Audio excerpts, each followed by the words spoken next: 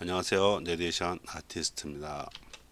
자, 오늘은 의료법 제2장 의료인에 대한 세 번째 시간입니다.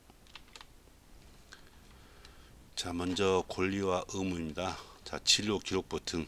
자, 진료 기록부 등이니까 뭐 수술 기록부, 간호 기록부 다 포함이겠죠. 자, 의료인은 이 진료 기록부 등을 갖추고 이 의료 행위에 관한 사항과 의견을 상세히 기록하고 서명해야 됩니다. 전자 의무 기록도 포함이 되겠죠. 예. 뭐 추가되거나 이제 수정된 내용이 있다도 마찬가지 모두 포함해서 보존하고 있어야겠죠. 자, 의료인은 이 진료 기록부 등을 뭐 거짓으로나 또 고의로 사실과 다르게 뭐 추가 기재하거나 수정해서는 안 된다는 거죠. 그래서 이런 기록에 관한 내용을 어떤 고시하고 있습니다. 보건복지부 장관이요. 그래서 의료인과 의료기관 개설자에는 그 보건복지부 장관이 고시하는 내용을 좀 준수할 것을 공고하고 있다는 거죠. 이건 당연한 내용이기 때문에 굳이 내용을 한 번만 읽어보시면 다 알 것 같습니다. 자, 중요한 것은 이 진료 기록부 등의 보존입니다. 그래서 반드시 알고 계셔야겠죠. 자, 의료인이나 의료기관 개설자는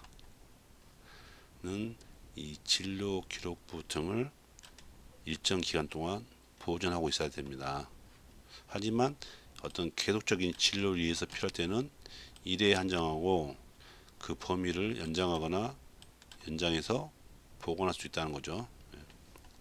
환자가 뭐 한 의료기관에 10년만 다니고 많은 경우도 있겠지만 그 이상을 오는 경우도 있기 때문에 그 전에 과거 기록을 볼 필요가 있기 때문에 뭐 10년 이상 보관할 수 있겠다는 거죠. 자, 처방전은 가장 짧습니다. 2년입니다. 자, 진단서는 3년입니다. 자, 진단서도 마찬가지 진단 등이라고 했으니까 진단서, 사망 진단서, 시체 검안서 등을 따로 구분해서 보존해야겠죠. 그 다음 환자 명부나 간호기록부, 조상기록부, 검사 내용이나 검사 소견 기록, 그다음에 방사선 사진, 영상까지 포함입니다. 그 소견서, 이건 판독지겠죠. 판독지를 가서 이 부분은 5년을 보관해야 됩니다. 진료 기록부와 수술비는 10년. 예를 들어서 과거에는 주로 나왔던 내용인데요. 자, 예방 접종에 관한 기록은 몇 년 보존이냐 이렇게 나온 경우도 있었어요. 예방 접종. 참 예방 접종할 때는 의료 행위를 했기 때문에 이 진료 기록이겠죠. 진료 기록. 그래서 10년이겠죠. 10년. 예. 자, 진료 기록부 등의 보존은 반드시 알고 계셔야 됩니다. 다음은 전자 의무 기록입니다. 예, 의료인이나 의료기관 개설자는 이 진료 기록부 등을 전자 서명이 기재된 전자 의무 기록으로 보관할 수 있다는 거죠. 예, 당연히 시설과 장비를 갖춰야겠죠. 자, 누구든지 이걸 탐지하거나 누출, 훼손해서는 안 된다는 거죠. 예, 이거 당연한 거고 의료기관 또는 개설자가 추가 기재 또 수정한 경우도 마찬가지 이 접속 기록을 별도로 보관하고 있어야 된다는 거죠. 예.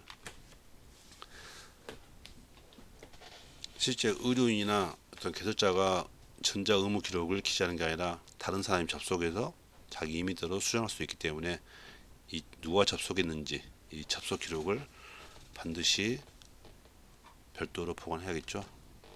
그래서 따라온 게 또 요즘은 개인정보 보호법에 따른 이 접속 기록까지 확인할 수 있어야 됩니다. 이 내용도 당연하기 때문에 굳이 뭐 한 번만 읽어보시면 뭐 두 번, 세 번 볼 필요는 없는 것 같습니다. 자, 다음은 전자 의무 기록의 표준화입니다. 이 보건복지부 장관은 이 전자 의무 기록이 어떤 효율적이고 통일적으로 관리 활용될 수 있도록 이 전자 의무 기록 시스템을 갖출 것을 공고하고 있죠. 예. 그래서 이 전자 의무 기록 시스템이 어떤 표준화되기 위해서는 어떤 인증한 게 필요하죠. 인증. 예. 그래서 이 인증에 적합할 때는 인증을 줄 수 있는데 다음의 경우에는 인증을 취소할 수 있다는 것입니다. 당연히 거짓이나 그 밖에 부정한 방법으로 인증을 받은 경우나 어떤 기준에 미달한 경우는 당연히 인증을 취소할 수 있겠죠. 예, 이건 당연한 겁니다. 예. 그래서 보건복지부 장관이기 때문에 문명권자는 대통령령이죠. 대통령령. 자, 다음 내용도 당연한 내용입니다. 예. 의료인 또는 의료기관 개설자가 이 전자 의무 기록에 대한 전자적 침해 행위가 발생해서 이 진료 정보가 유출되거나 어떤 의료기관의 업무가 교란되거나 마비되는 등의 진료 정보 침해 사고가 발생했을 때는 당연히 보건복지부 장관에게 그 사실을 통지해야겠죠. 그래서 보건복지부 장관은 이 진료 정보 침해 사고의 예방이나 대응을 해서 어떤 업무를 수행해야 되냐. 당연히 진료 정보 침해 사고에 관한 정보의 수집 또는 전파, 예보 경보, 긴급 조치, 탐지 분석을 해야겠죠. 예. 그래서 이 부분도 굳이 두 번, 세 번 읽을 필요는 없는 것 같습니다. 자, 부당한 경제적 이익 등의 취득 금지입니다. 과거 의료인들이 그 의약품을 사용하면서 리베이트를 받는 것이 좀 많이 논란이 됐었죠. 그 내용입니다.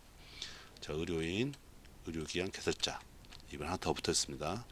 의료기관 종사자까지 포함됐습니다. 자, 의약품 공급자로부터 의약품 채택하거나 아니면 처방 유도 아니면 거래 유지 이런 등의 이 판매 촉진을 목적으로 해서 어떤 금전, 물품, 편익, 노무, 향응 그 밖에 경제적 이익, 그래서 경제적 이익 등을 한다 했죠. 이걸 받거나 의료기관으로 하여금 받게 해서도 안 된다는 거죠. 하지만 이 견본품 제공 등의 행위라고 해서 되는 경우도 있습니다. 이 견본품을 받는다거나 학술대에 지원한다거나 임상시험 지원 또는 제품 설명회 또는 대금 결제 조건에 따라서 할인시킨다든지 아니면 시판 후에 조사 등의 행위에 대해서는 부당한 경제적 이익으로 간주하지 않는다는 거죠.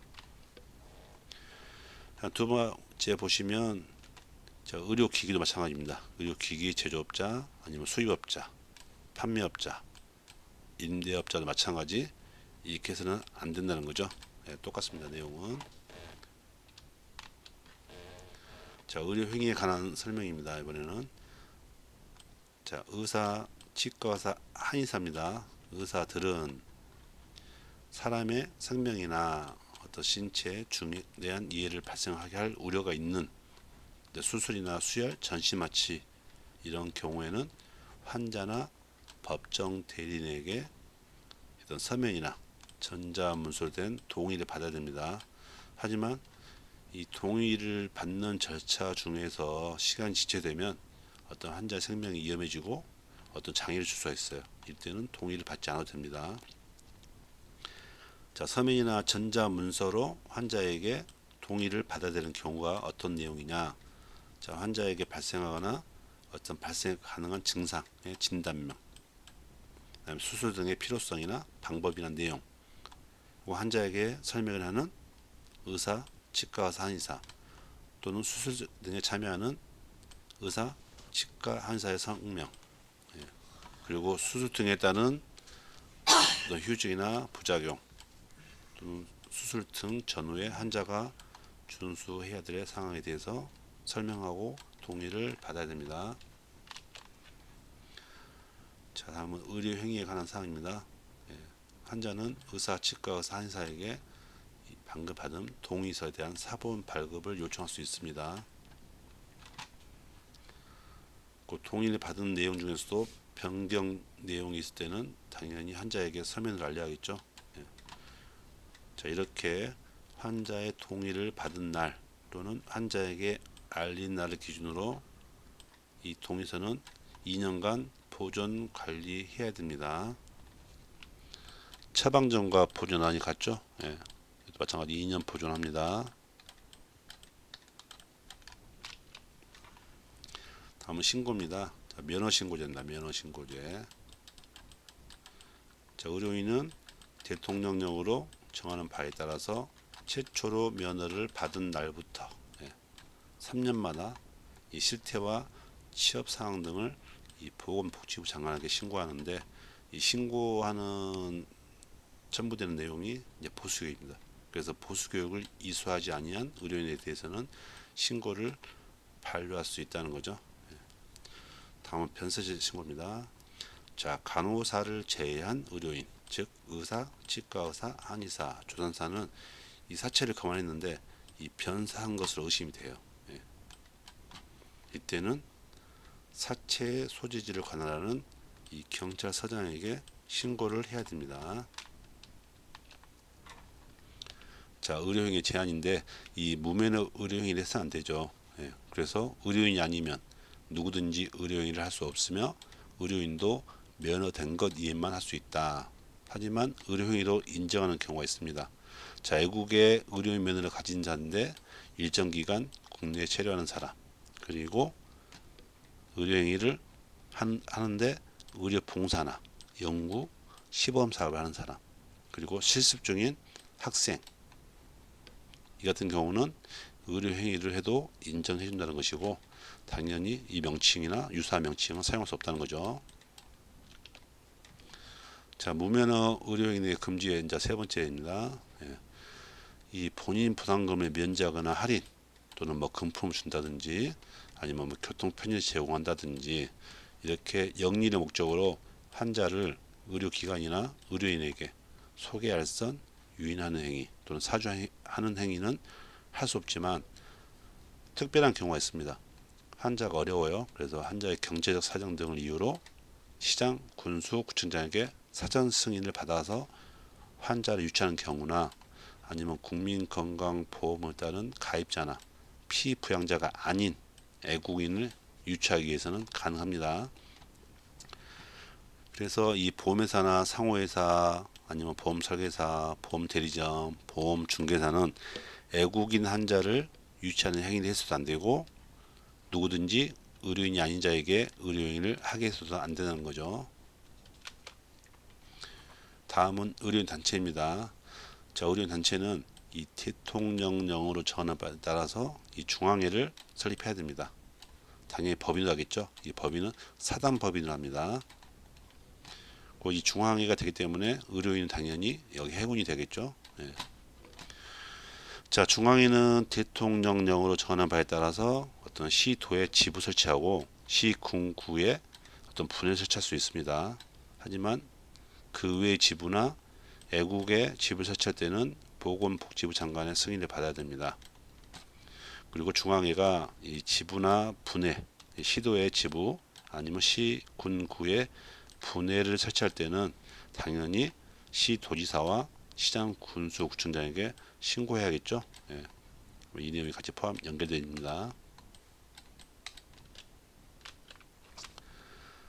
다음 설립 허가입니다. 자, 중앙회를 설립하려면 당연히 대통령령으로 정하는 바에 따라서 정관과 그 밖에 필요한 서류를 제출해서 보건복지부 장관에게 설립 허가를 받아야겠죠. 변경할 때도 마찬가지죠.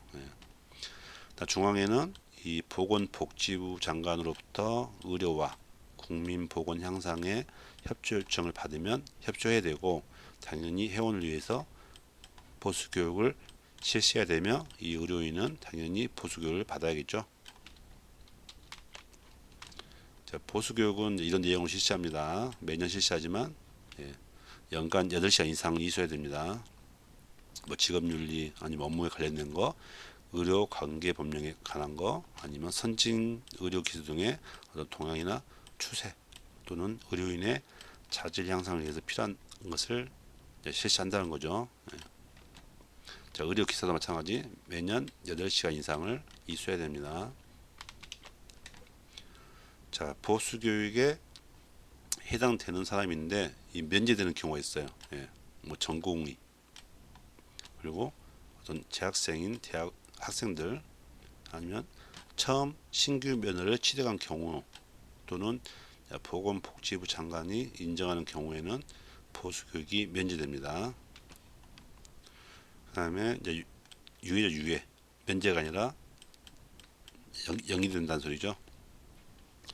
자, 6개월 이상 환자 업무에 종사하지 않은 사람 또는 보수교육을 받기가 곤란하다고 인정되는 사람. 예. 그래서 6개월 이상 해당 업무에 종사하면 자, 보수교육을 받아야 되지만 6개월 이상 종사하지 않았을 때는 보수교육을 유예할 수가 있다는 것입니다. 자, 오늘은 이렇게 또 의료인에 대해서 알아보는 시간을 가져봤습니다. 자, 수고하셨습니다.